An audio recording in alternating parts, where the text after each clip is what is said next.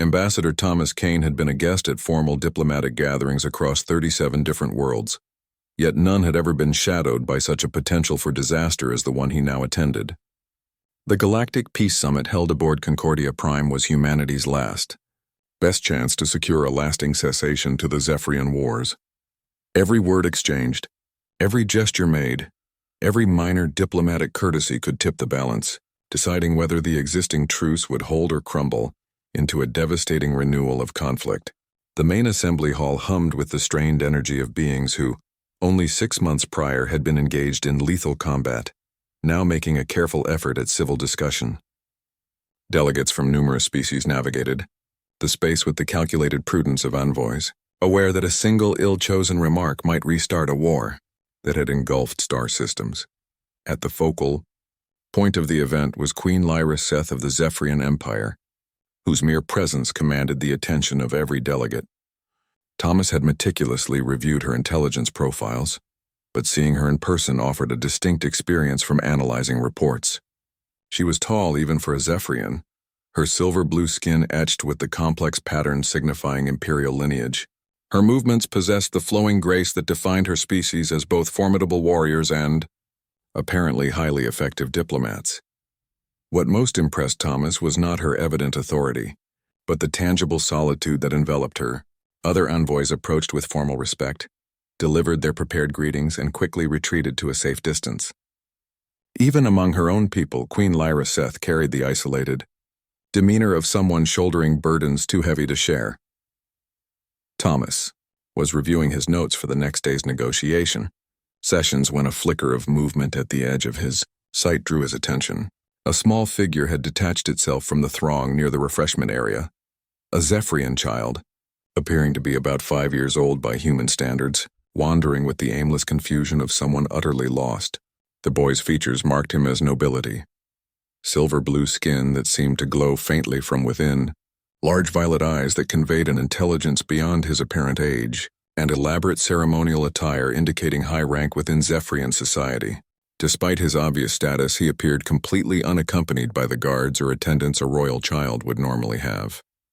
Thomas watched as the boy moved through the crowd of alien diplomats, clearly overwhelmed by the gathering's scale and complexity. When tears began to well in the child's violet eyes, Thomas's protective instincts immediately superseded diplomatic protocol. "Excuse me," he said softly, approaching the child with the careful movements he knew were less threatening to Zephrian sensibilities. "Are you lost?" The boy looked up in surprise, studying Thomas's human appearance with a child's direct curiosity.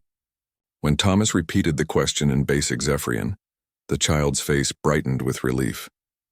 "I cannot find my protectors," the boy replied in accented but clear standard. "There are too many beings here, and their formal clothing makes them all look alike." Thomas surveyed the reception hall, recognizing how the mass of similarly dressed diplomats would indeed be confusing for a young child. "What is your name? I can help you find who you're looking for." "I am called Kalin," the boy said with the careful pronunciation that implied formal training in multiple languages. "And you are a human?" "Yes, I have read about your species but never spoken with one." "I'm Thomas," he responded, offering a smile that bridged the species barrier. "And yes, I'm human." "Have you really never met a human before?" "Mother says humans are our adversaries," Kalin stated simply, then tilted his head with innocent curiosity. "But you do not seem very menacing." Thomas felt a pang at the child's casual reference to humans as enemies, even as he appreciated the boy's frank assessment. "Well, we are trying not to be enemies any longer. That's why we are all here talking instead of fighting." "That is good," Kalin said earnestly.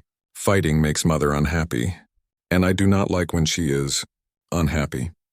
This straightforward statement conveyed more about the war's psychological toll than any intelligence briefing Thomas had read. He gently guided Kalin to a quieter corner of the hall, away from the overpowering crowd of envoys. "Tell me about yourself, Kalin. What do you enjoy doing when you're not attending official functions?" The boy's face illuminated with enthusiasm. "I like to read about other planets and other species. Mother has provided me with books on many different cultures, including yours. Did you know that humans have more than 4,000 distinct languages?" "I did know that," Thomas said, impressed by the boy's knowledge. "Do you speak any human languages besides Standard?" A little Mandarin and some Spanish. My tutor says linguistic variety is crucial for understanding diverse ways of thought. Kalin paused, scrutinizing Thomas's face. Is it true that human families frequently include parents who are not related by blood? The question's sophistication surprised Thomas. Yes, through adoption and marriage. We believe that love establishes families, not just genetics. That is fascinating, Kalin remarked thoughtfully. Zephrian families are always blood relatives. I had not considered there could be alternative ways to form familial bonds. Thomas found himself genuinely enjoying the conversation with this remarkably intelligent child. Kalin's inquiries revealed a mind eager to comprehend the universe outside his own culture, and his innocent observations often cut directly to the core of complex issues that diplomats spent days debating. Kalin, Thomas asked softly, where are your parents? Should we try to locate them? Father died in the war, the boy said with the matter-of-fact acceptance of a child who had grown up with loss. Mother is here somewhere, but she is always very occupied with vital work. Thomas felt his heart clench at the casual manner Kalin spoke of his father's death. This child had lost a parent to the very conflict that had brought them all here seeking peace. I'm sorry about your father, Thomas said quietly. Thank you, Kalin replied with a dignity beyond his years. Mother says he died defending our people, so I should be proud. But I think I would prefer to have him here to read stories with me. The raw emotion in the child's voice struck a deep chord within Thomas. He found himself thinking of his own nephew back on Earth, about the importance of having adults who set aside time for stories, for questions, and for the simple comfort of being understood. Would you like to sit down for a while? Thomas suggested, noticing that Kalin looked weary from navigating the crowded reception. We can wait here until someone comes looking for you. Kalin nodded gratefully and settled beside Thomas on a nearby bench, his small body relaxing for the first time since Thomas had spotted him. As they sat together, watching the diplomatic assembly continue around them, Thomas realized he was experiencing something unprecedented in his career, a genuine personal connection entirely divorced from politics or negotiations. Thomas, Kalin said softly, why did humans and Zephrians fight each other? The adults never explain it in ways that make sense. Thomas pondered how to answer such a complex question for a child who had lost his father to the fighting. Sometimes different groups of people misunderstand one another, and that misunderstanding grows into fear, and fear grows into fighting. But we are here now trying to understand each other better so the fighting can stop. And you believe it will succeed? I hope so, Thomas said honestly. What do you think? Kalin was silent for a moment, his violet eyes observing the diverse crowd of human and Zephrian diplomats. I think if all humans are like you, then understanding might be possible. As their conversation continued, Thomas became aware that their interaction was drawing the focus of other delegates. Some watched with curiosity, others with concern, but all seemed fascinated by the sight of a human ambassador in deep conversation with a Zephrian child who clearly belonged to the highest strata of their society. What Thomas did not know was that among the onlookers was Queen Lyra Seth herself, observing from across the hall as a human stranger showed her son the kind of patient attention and genuine interest that she struggled to provide amidst her duties as ruler and negotiator. And in that moment, a process began that would transform not just the peace negotiations, but the lives of everyone involved in ways no diplomatic protocol could have ever foreseen. Over the next hour, Thomas remained completely absorbed in his discussion with young Kalin. Their conversation flowed easily, marked by genuine connection, ranging from interstellar politics to children's games. The boy's intellect continued to impress him. Kalin posed questions that revealed not just curiosity, but a sophisticated grasp of the complexities underlying the peace talks. Thomas, Kalin said as they watched a group of Centauran delegates engaged in a spirited discussion. Do you think different species can truly be friends, or do we just agree not to fight? The question was so insightful that Thomas paused to formulate his answer carefully. I think real friendship requires understanding, not just agreements.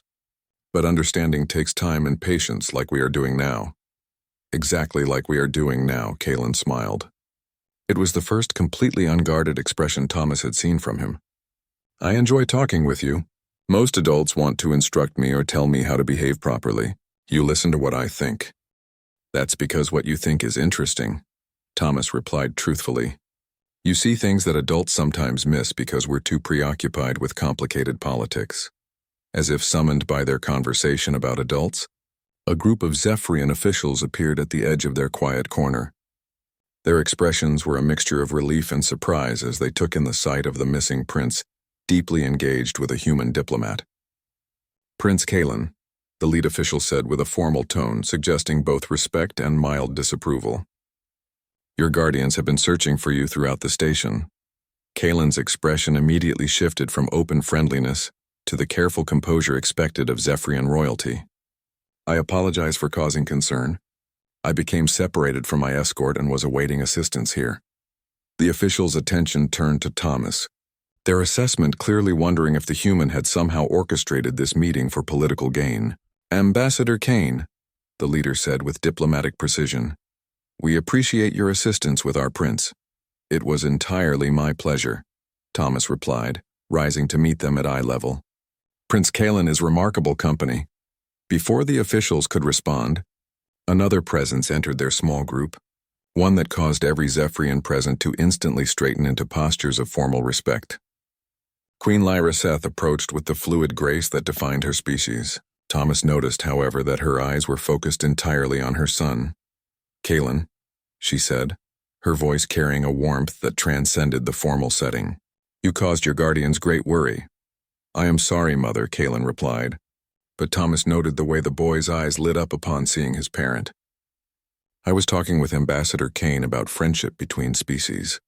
Queen Lyra Seth's gaze shifted to Thomas for the first time, and he felt himself being evaluated by eyes that held depths of intelligence and experience that made him feel suddenly inadequate. When she spoke, her voice carried the authority of one accustomed to obedience. Ambassador Cain, I understand you have been attending to my son. Your Majesty, Thomas replied with the formal bow appropriate for Zephrian royalty. Prince Kalin was momentarily separated from his escort. I was honored to keep him company until you could be located. And what did you discuss during this time? The question felt like a test, and Thomas opted for honesty over diplomatic caution. Linguistics, family structures, the nature of friendship between different species, and whether true understanding is possible between people who have been enemies. Something shifted in Queen Lyra Seth's expression, perhaps surprise or approval.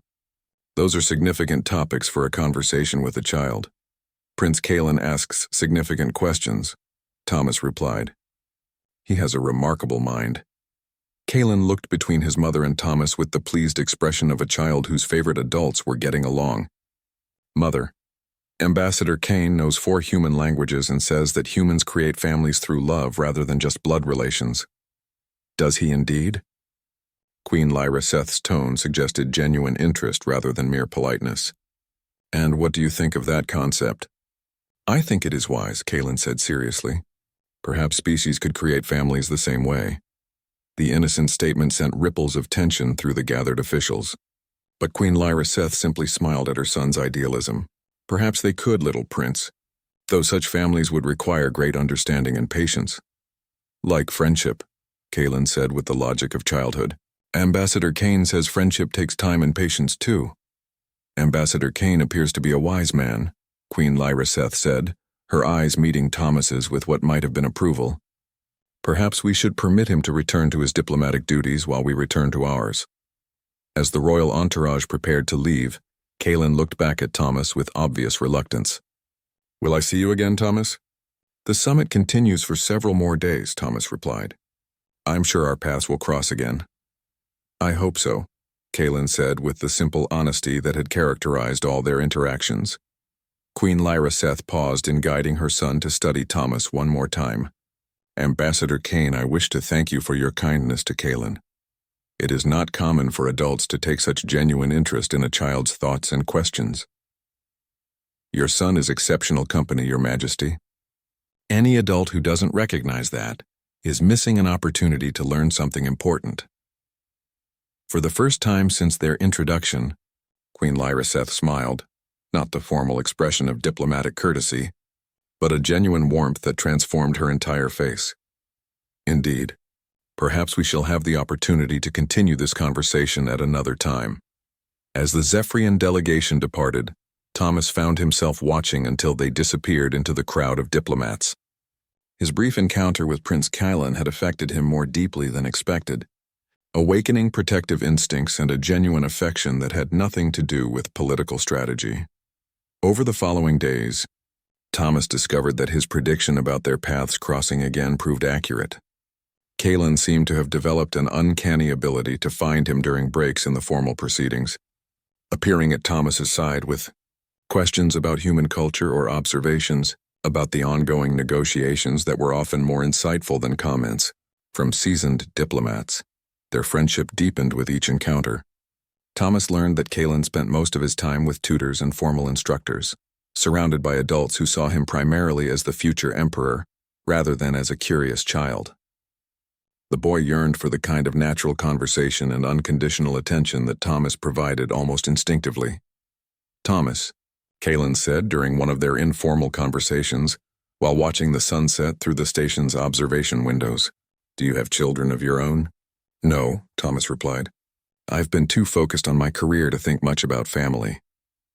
"That is sad," Kalin said with the directness of childhood. "You would be a good father. You listen and explain things without making me feel foolish for not knowing them already." The comment hit Thomas unexpectedly hard, making him realize how much he had come to care about this remarkable child's well-being and happiness. "Thank you, Kalin. That means a great deal to me."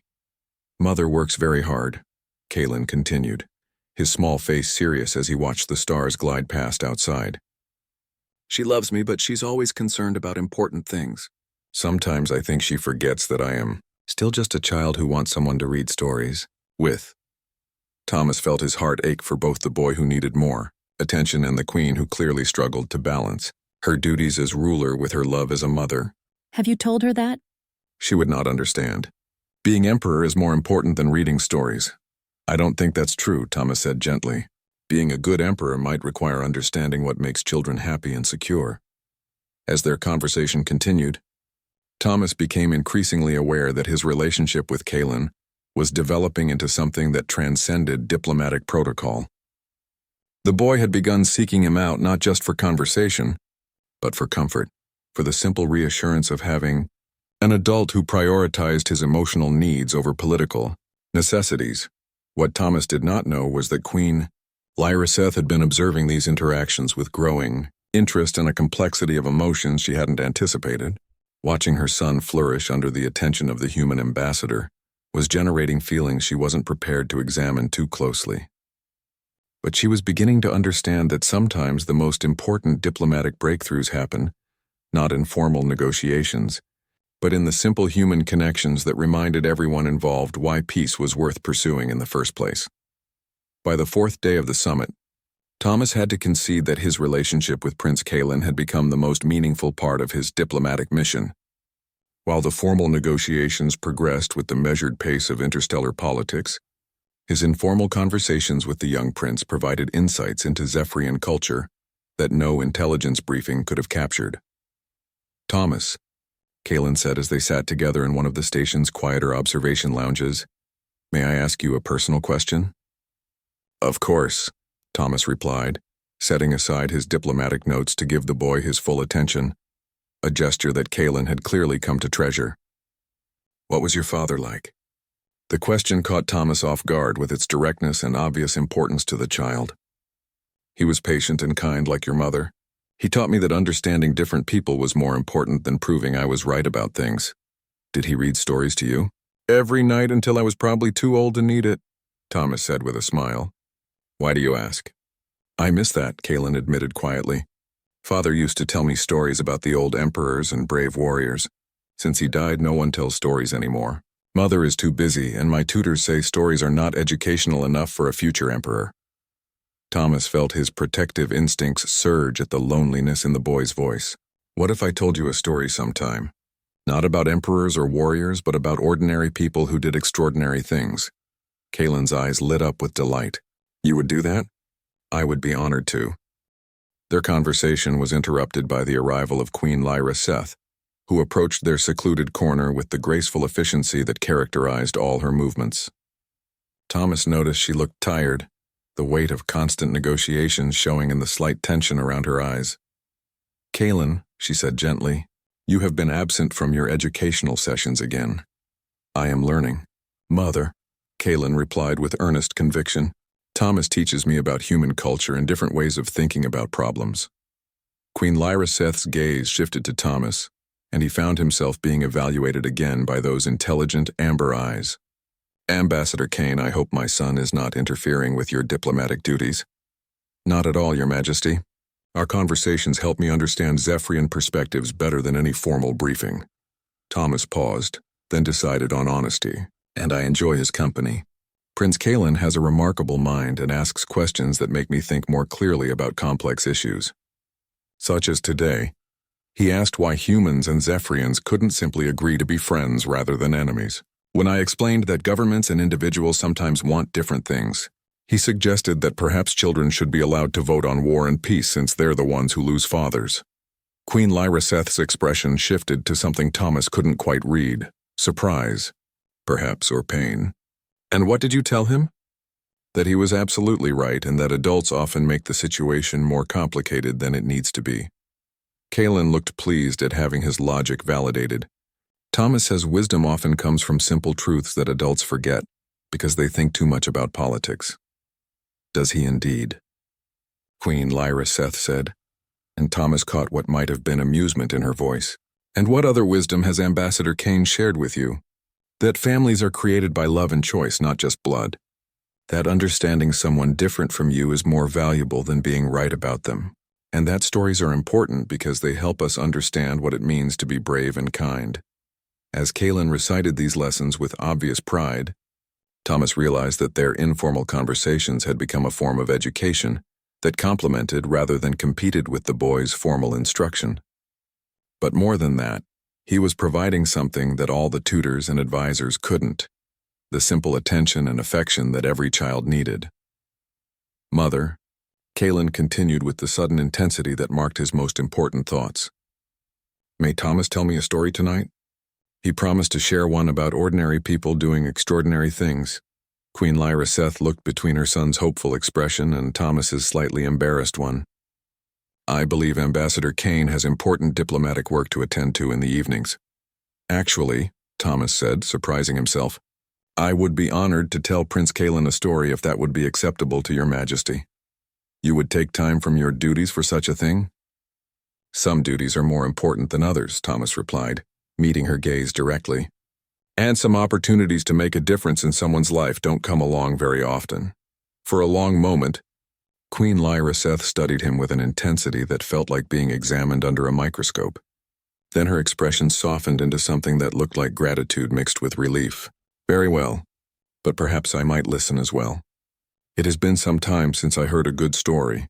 That evening, Thomas found himself in the royal suite's common area, telling both Queen Lyra Seth and Prince Kalin the story of a young Earth girl who saved an entire village by convincing warring factions to share resources rather than fight over them. As he spoke, he noticed how Kalin hung on every word while his mother watched not just the story but her son's reaction to it. "She was brave," Kalin said when the story ended. "But she was also clever. She found a way for everyone to win." "That's the best kind of bravery," Thomas agreed. "The kind that makes things better for everyone." "Will you tell another story tomorrow?" Kalin asked hopefully.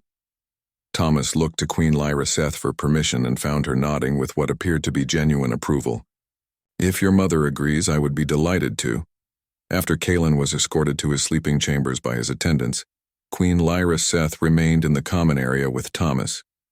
The silence between them was comfortable rather than awkward, filled with a shared understanding about the remarkable child they both cared for. "Ambassador Cain," she said finally, "I want you to know that I have been observing your interactions with my son." Thomas felt a flutter of concern. "I hope I haven't overstepped any cultural boundaries, Your Majesty. On the contrary, you have given Kalin something that I struggle to provide, the simple pleasure of being treated as a child rather than a future emperor." Her voice carried a note of sadness that made Thomas's heart ache for her. "Since his father's death, I have been so focused on preparing him for the burdens he will inherit that I sometimes forget he is still just a boy who needs stories and laughter and adults who see him as more than his destiny. He's a remarkable child, Thomas said quietly. Intelligent, compassionate, curious about the world in ways that give me hope for the future.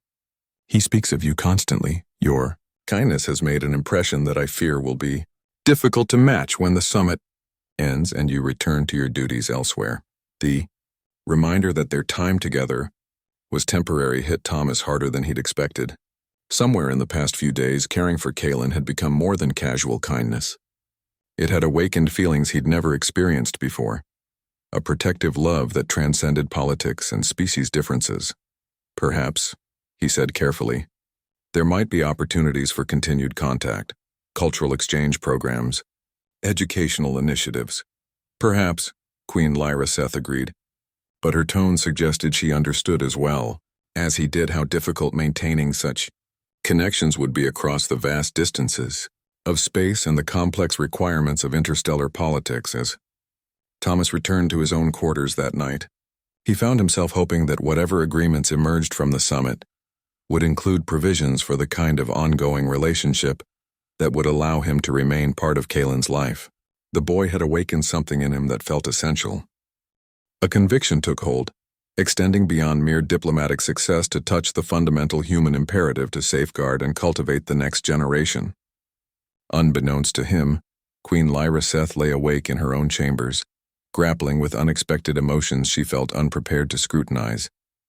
Observing Thomas with her son had exposed not only Kalin's deprivation, but also her own profound sense of loss within the solitude of absolute power. And in the quiet hours before morning, both adults found themselves hoping that the connections forged through a child's unquestioning faith might possess the resilience to survive the complex realities of interspecies politics. The concluding ceremony of the Galactic Peace Summit was intended as a celebration of diplomatic triumph and a beacon of future hope. Delegates from dozens of species assembled in Concordia Prime's Grand Assembly Hall, their formal attire creating a magnificent tapestry of galactic diversity, united by a common objective. Thomas stood with the human delegation, watching as Queen Lyra Seth prepared to deliver the keynote address that would officially close the negotiations. The peace accords had been ratified, trade agreements formalized, and cultural exchange initiatives approved. By any measure, the summit was a resounding success. Yet Thomas's focus was not on the political achievements, but on young Prince Kalin, who sat in the royal section, looking pale and uneasy. The boy had recently recovered from a fever that had confined him to his quarters for 2 days, but he still seemed fragile, clearly overwhelmed by the formal pomp and the immense crowd of alien dignitaries. The final ceremony of the Galactic Peace Summit was designed to be a celebration of diplomatic achievement and a symbol of hope for the future. Representatives from dozens of species gathered in Concordia Prime's Grand Assembly Hall, their ceremonial attire creating a spectacular display of galactic diversity, united in common purpose.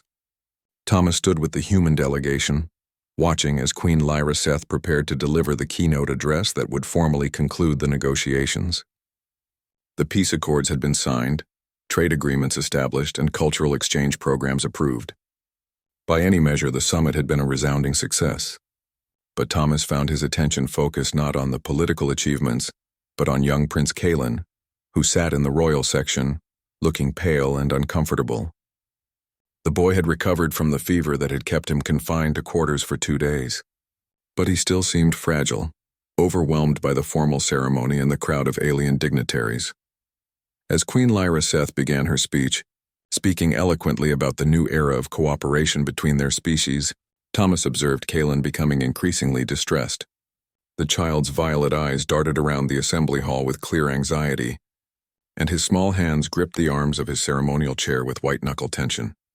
Today marks not just the cessation of conflict, but the dawn of understanding, Queen Lyra Seth continued, her voice projecting clearly through the hall's amplification system. We have realized that peace demands more than the absence of war. It necessitates the presence of genuine affinity between peoples who choose to perceive commonalities rather than differences. The rhetoric was beautiful and apt, but Thomas could see that Kalin was struggling with the formal atmosphere and intense scrutiny. When the boy's breathing became rapid and shallow, symptoms of the panic attacks that sometimes affect children in overwhelming situations. Thomas made a choice that placed a child's welfare above all diplomatic protocol. He quietly moved away from the human delegation and began heading toward the royal section, his movements deliberate and discreet to avoid interrupting the ceremony. But Kalin's keen eyes spotted him instantly, and the wave of relief that washed over the boy's face was discernible even from a distance. Queen Lyra Seth continued her address, unaware of the small drama unfolding in the audience. The bonds we establish today will be tested by time and adversity, but they rest on foundations stronger than treaties or commerce deals. They are built on the acknowledgement that we share more than we differ, that comprehension transcends species, and that the future belongs to those brave enough to select cooperation over domination. As she spoke these words, Kalin suddenly broke free from his royal guards. The child, overwhelmed by feeling and seeking the security that Thomas embodied, ran across the assembly hall toward the human ambassador. His dash was so unexpected that even the seasoned guards were caught off balance, unable to intercept him without causing a major disruption. Thomas gathered the running child into his arms, feeling Kalin's small body trembling with relief and lingering anxiety. In that instant, surrounded by hundreds of dignitaries and broadcast across the galaxy, something happened that no diplomatic protocol had ever foreseen. Kalin, overcome with gratitude and the safety of being held by someone who truly cared for him, uttered a single word that echoed clearly in the sudden silence of the vast hall. "Father." The impact was immediate and profound. Every conversation ceased. Every delegate turned toward them. Even Queen Lyra Seth, mid-sentence in her address, fell silent as the echo of that word resonated through the assembly hall. Thomas felt his heart seize as he comprehended the magnitude of what had just occurred. In Zephrian culture, the recognition of parental relationships held deep legal and social significance. Children did not use the term lightly, and when spoken publicly, it carried implications that surpassed simple affection. The silence stretched for what felt like an eternity. Thomas could feel the weight of hundreds of alien eyes on him, sensing the complex calculations being made by diplomats who understood the cultural implications of the moment. Kalin, oblivious to the chaos he had created, simply clung to Thomas with the trust of a child who had found his anchor in a storm. All eyes shifted to Queen Lyra Seth, awaiting her response to this unprecedented event. Her expression had transformed from the composed authority of a ruler to something far more personal and intricate. Thomas saw surprise there, certainly, but also something deeper, perhaps recognition or acceptance of a truth she had been avoiding. For a moment that felt endless. The stability of interspecies relations hinged on how the Queen of the Zephrian Empire would respond to her son's public declaration of emotional kinship with a human ambassador. Then, Queen Lyra Seth smiled. Not the official expression of diplomatic courtesy, but the genuine warmth of a mother who understood her child's heart better than political necessity. "Indeed," she said, her voice carrying clearly through the hall's amplification system. "Ambassador Cain has proven himself worthy of such recognition through his kindness, patience, and genuine care for my son's well-being." The ripple of reaction that swept through the assembly was electric. Queen Lyra Seth had just publicly acknowledged and approved her son's emotional bond with a human, effectively recognizing Thomas as an honorary family member, with all the cultural implications that entailed. "In Zephrian tradition," she continued, addressing the assembly but looking directly at Thomas and Kalin, "family bonds are sacred regardless of genetics or species. They are formed through love, loyalty, and the willingness to prioritize another's welfare above one's own interests." She paused, allowing her words to settle before concluding. "Ambassador Cain has consistently demonstrated these qualities throughout our negotiations. His care for Prince Kalin reflects the same values that have made peace between our peoples possible. The recognition that understanding and affection can transcend any boundary." The hall erupted in discussion as delegates processed the implications of this unprecedented development, but Thomas barely heard the noise, focused entirely on the child in his arms and the woman who had just altered both their lives with her acceptance and approval. "Your Majesty," Thomas said when Queen Lyra Seth approached them, his voice thick with emotion he didn't attempt to conceal, "I am honored beyond measure by Prince Kalin's trust and your acceptance. You have earned both through your actions, she replied, her voice warm with genuine affection. And perhaps this is exactly the kind of connection our peoples need to witness. Love that transcends politics, family bonds that bridge species, hope for a future where children grow up knowing understanding rather than fear. Kalin looked up at Thomas with shining eyes. Does this mean you'll stay? That you won't return to Earth and abandon me? Thomas looked to Queen Lyra Seth, seeing in her expression an invitation that went far beyond diplomatic courtesy. If your mother approves, I would be honored to accept a permanent position as cultural liaison. Someone needs to help humans and Zephrians understand each other better, and I can't think of a more important job. The position is yours if you want it, Queen Lyra Seth said softly, though I should caution you that being part of a royal family comes with responsibilities and complications you may not have anticipated. I accept them all, Thomas said without hesitation, looking between the remarkable woman and extraordinary child who had somehow become his family. Every challenge, every responsibility, every joy. 6 months later, Thomas stood in his office at the newly established Humanian Cultural Center, reviewing applications for the student exchange program that had become the most successful initiative to emerge from the Peace Summit. Through his window, he could see children from both species playing together in the center's common areas, their laughter a testament to the possibility of genuine understanding between different peoples. Papa, Kalin called from the doorway. The boy had adopted the human term with obvious delight. Mother says the council approved funding for 10 more exchange schools. We're going to need more teachers who speak both languages. Then we'd better start recruiting, Thomas replied, opening his arms for the hug that had become their daily greeting. How was your lesson with Professor Martinez? Excellent. I can now curse in Spanish almost as well as you can, Kalin said with mischievous pride. You're supposed to be learning diplomatic vocabulary, not curse words, Thomas said with mock sternness. Professor Martinez says that understanding how people express frustration is essential for diplomatic success, Kalin replied with the logic that had made him such an effective advocate for the exchange program. Queen Lyra Seth appeared in the doorway, her expression mixing exasperation with amusement. I see our son is receiving a well-rounded education in human cultural expression. He's getting the complete experience, Thomas confirmed, wrapping his free arm around her waist in a gesture that had become natural over the months of building their unconventional family.